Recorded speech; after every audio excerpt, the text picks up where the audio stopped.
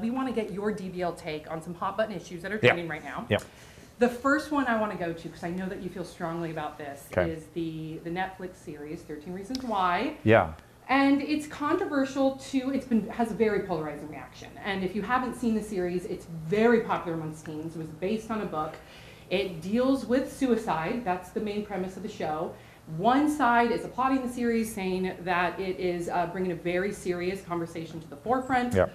While the other side and some mental health care professionals are saying it's dangerous because it, quote unquote, romanticizes suicide. So what's your take? I am more on the positive side of this. I'm so glad to hear that. Yeah, I thought we really were am. going to disagree. No, I really am because listen, you cannot have an impact with television through on any healthcare issues if you don't first attract eyes. Right.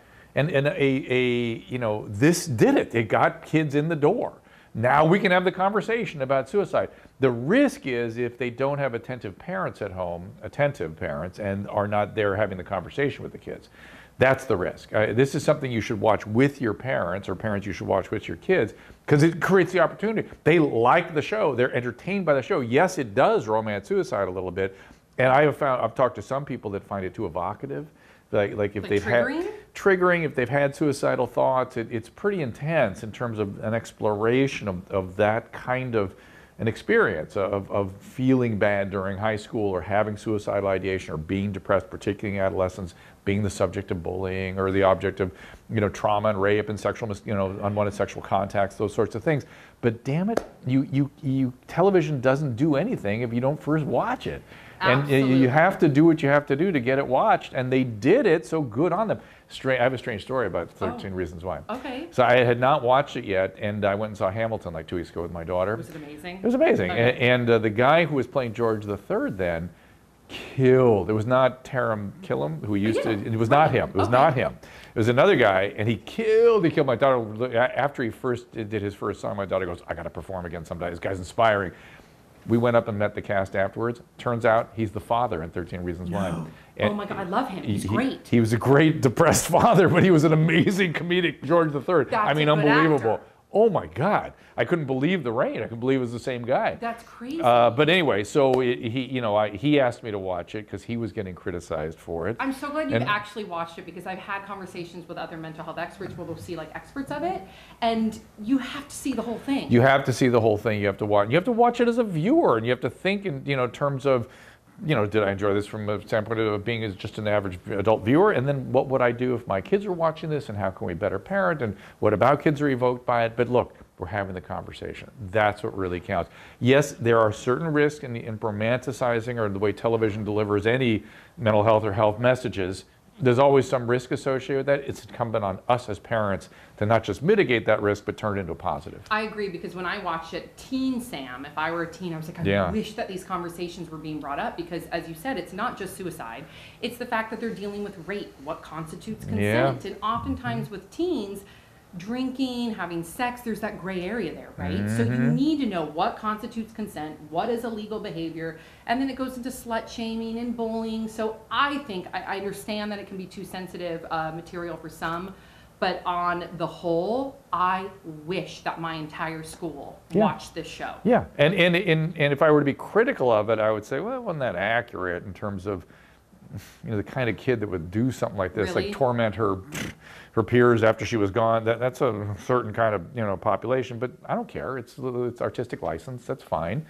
Right, for the most part, they got at least the issues. They would occasionally, they'd occasionally bring it up. Like, depends whose perspective, and who knows what she really experiences, and that's how she remembered it.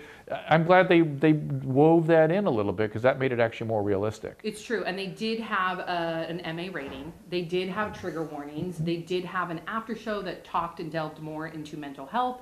And again, this is based on a book, so I mean, you look at Romeo and Juliet, that romanticized suicide. And the love addiction. Yeah. It's to this day, we look at that as something that's a romantic relationship. That's love addiction. That's pathology. That's love addiction so bad that it ended in death. Right. Yeah.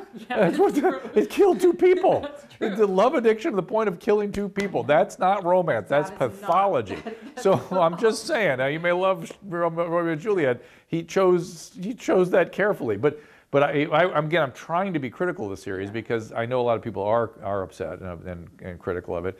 And I would say some of the after stuff should have been more. They should be more. But of course they're being criticized, so they're trying to just get through it. Right. But there should be more. Stand behind what you guys have created and get out there and put more information out about mental health. That's great. There will be season 2, so stay tuned for season 2. Season 2 is going to involve, you know what that's involving, right? I know it's just the aftermath. So do you know specifics?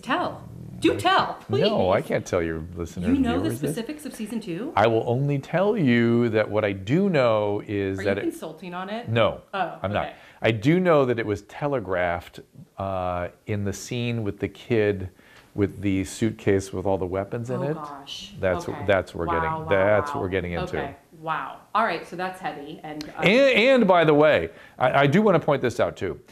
Spoiler alert! If you haven't watched it, there's a second suicide in the series, and remember it. That kid's suicide was much more typical. That was a very typical, and particularly male teen suicide. Okay. Sorry that I'm giving a little spoiler alert there. You gave a spoiler, but that parents pay attention to that suicide too when you talk to your kids because that's a very typical suicide. Wow. So before we move on to the next topic, I want just to drive home for all the parents out there. Maybe there's some counselors at schools. What can they do? They can just take this conversation, take the show, watch it, and have the conversation with their kids. Yeah, it'd be great if there were a little workbook or something that 13 Reasons Whys themselves put out. Right. About what are some of the. It's hard to do that though. I just have the conversation. What do the kids feel? What are they saying? What are they evoked? And just giving them an environment to discuss these issues. Listen, I was in a high school a couple weeks ago with a friend of mine who's a psychologist, and she asked a question that nobody ever asked because who are we to ask? No, ask the question. How many people in this room, several hundred kids in the room, have thought of or know someone that's thought about killing themselves? How many people raised Whole their room hand? went up. Whole room went up. Gosh. It's over half. And suicide is never the answer. Yeah, but the point is that's how common it is, and by not asking the questions, you foment the problem.